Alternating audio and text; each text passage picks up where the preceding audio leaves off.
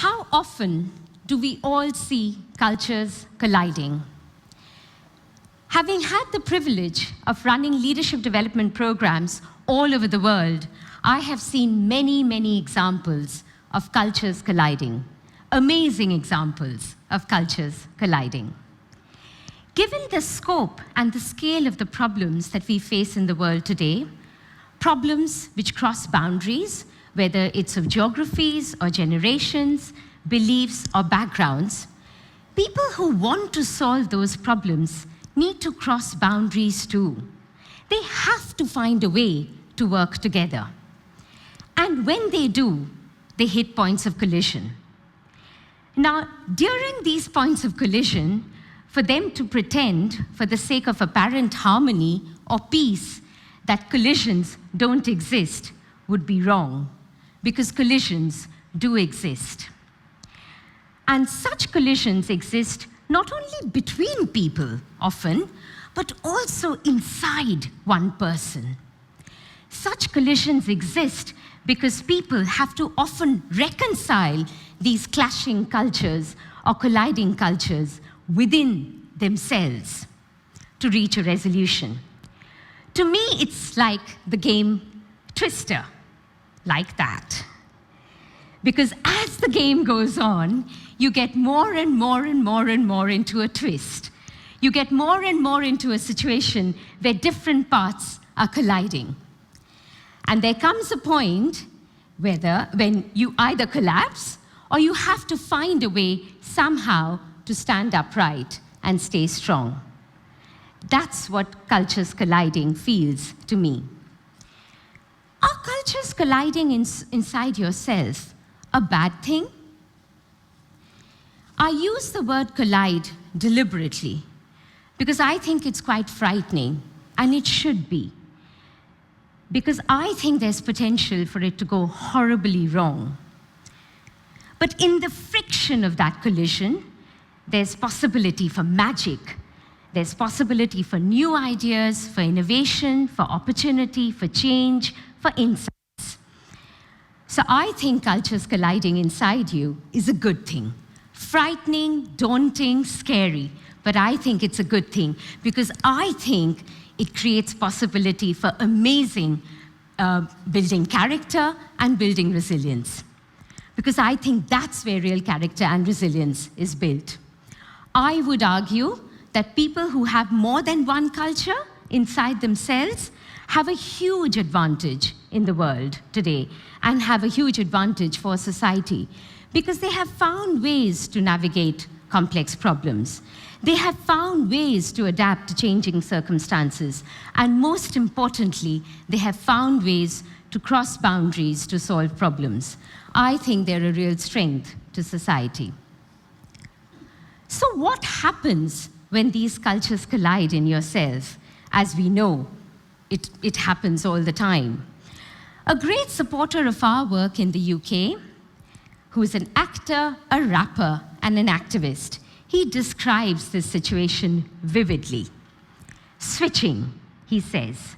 Switching from a traditional Pakistani household, going to a private school where everybody was from a very different background, middle class, very unlike him, and then bunking off to hang out with Pakistani boy mates in the evening.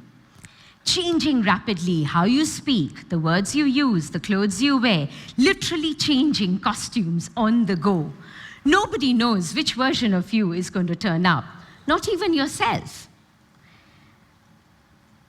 Interesting example. Geographical collision. The idea of feet planted in multiple parts of the world, I think is a very, very interesting case in point. I think it illustrates the point. In fact, I don't have to look very far. In Singapore, I have met so many people and continue to meet so many people who are constantly reconciling the part of themselves that has often moved from the West, so reconciling the part of themselves that's Western, to the part of themselves that's Eastern, the part of the world that they have moved to. Constantly trying to fit in, either as professionals in the organizations that they work for, or indeed as individuals in Singaporean society. I have noticed this in myself. I've noticed this in members of my family. I've noticed this amongst friends, amongst colleagues. Young colleagues, born in one part of the world, raised in another, educated in another, now working in another, and wanting to raise up kids in another part of the world, constantly torn by these collisions. So how do people deal with these situations of cultures colliding inside yourself? The word that comes to my mind is blanking. Interesting word. Blanking one culture can often become an option where you completely embrace the new at the cost of shutting out the old. But later in your life, you realize, as I have, that you've lost the benefits of cultures colliding. You even start to feel a little bit guilty, perhaps. When I moved to Singapore, I realized I started to reconnect with a lot of my Indian culture, which actually, I realized again, I had blanked when I moved to the UK about 20 years ago, perhaps with a view to fit in. I think this could be particularly true for those of us who have children of a certain generation who suddenly want to reconnect with their roots, but through their children, who want to raise their children up with the same set of values and beliefs that they were brought up with from the culture that they came from. But suddenly they realize that that's the culture that they had blanked long time ago. And of course, sometimes you try too hard to do it, which could potentially backfire. Blanking can happen the other way around as well. I know colleagues in the UK who moved from the Caribbean with their parents many years ago, and they found it incredibly tough. Why? Because their parents, in that instance, held on to their old culture and struggled to embrace the new. Why? Because they were scared and then they were frightened, because they felt if they tried to embrace the new, what they would do was their old would get entirely covered. Their old would get entirely blanked, so they were frightened to embrace the new. So they blanked the new at the cost of the old. How does all this work out at a practical level? I had the privilege of mentoring someone from a global business who was noticing a cultural collision within herself, a very interesting one, around issues of work-life balance. Now that is something I'm realizing resonates with a lot of us. It resonates with leaders and people from different generations. I think it's one to be taken seriously, and I think it's one that we can't ignore for too long.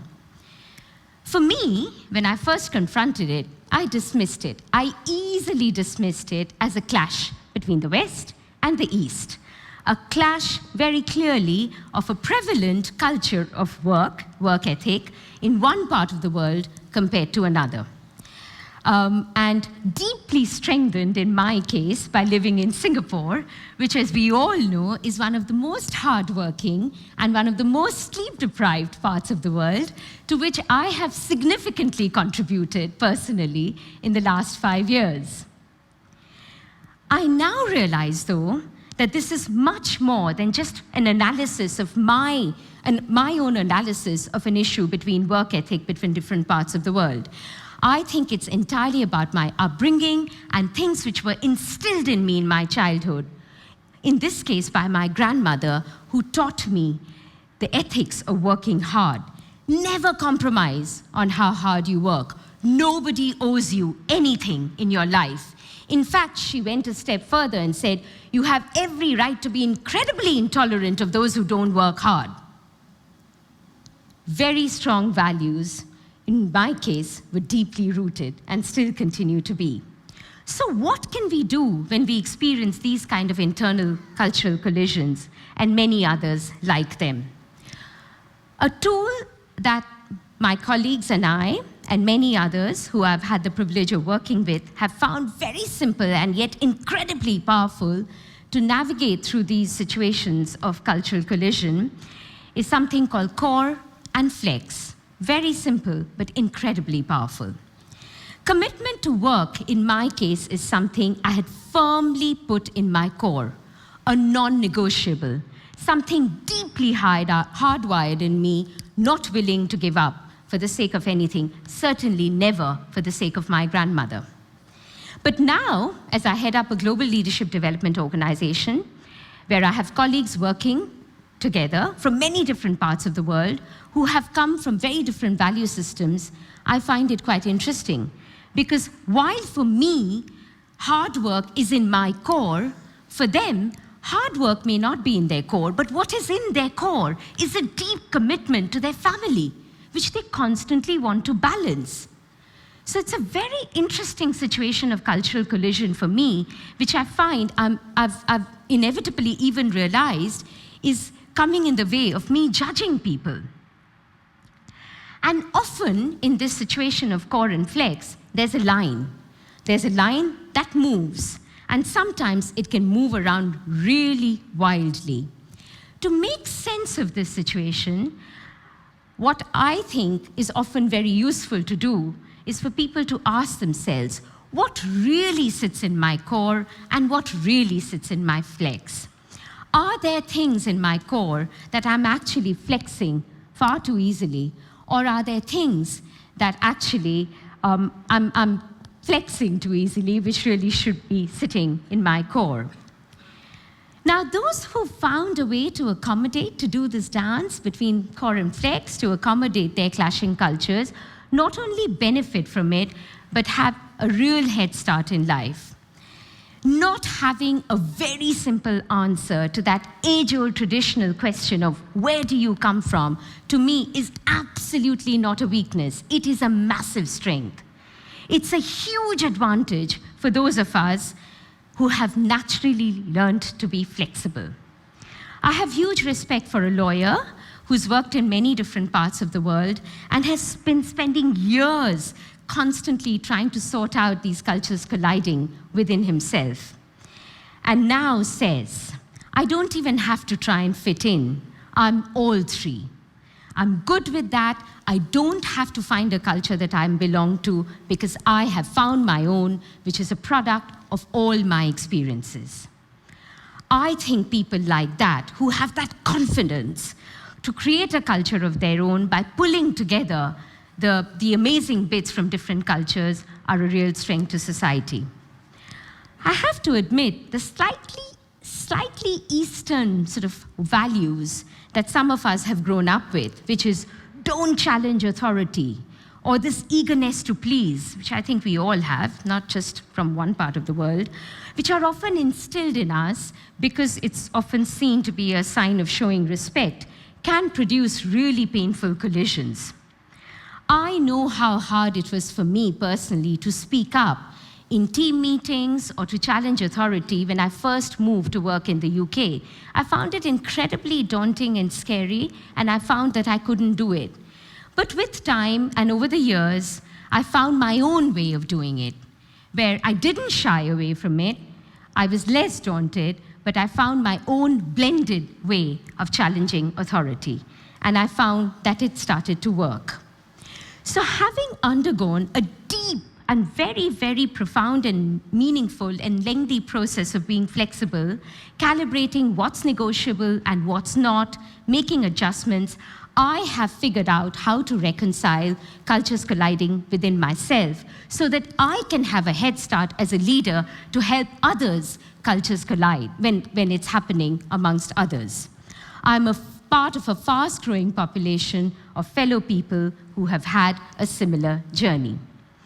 And I think such people are incredibly important to society. As the world becomes more interconnected, more people than ever are experiencing cultural collisions. These situations are difficult, they're challenging, they're confusing, they're painful, and they have the potential to cause issues for society at a very macro level.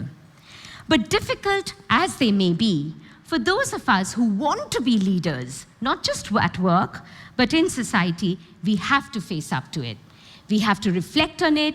We have to learn from those situations. But because it's not just about dealing with them amongst people, but it's about dealing with them for ourselves. And when we do this, there's a huge opportunity, because the energy that comes from that and the possibility of change. Society will benefit from leaders who can cross multiple boundaries and effect change, because that's when powerful things will happen and real change will happen. My 6-year-old son describes the situation beautifully. He calls himself a Londonporian, blending the cultures from London and Singapore. The question is, are we brave enough to allow these cultural collisions to emerge and to deal with them? Are we brave enough to operate in one or more cultures? And finally, are we brave enough to be true to ourselves? Thank you.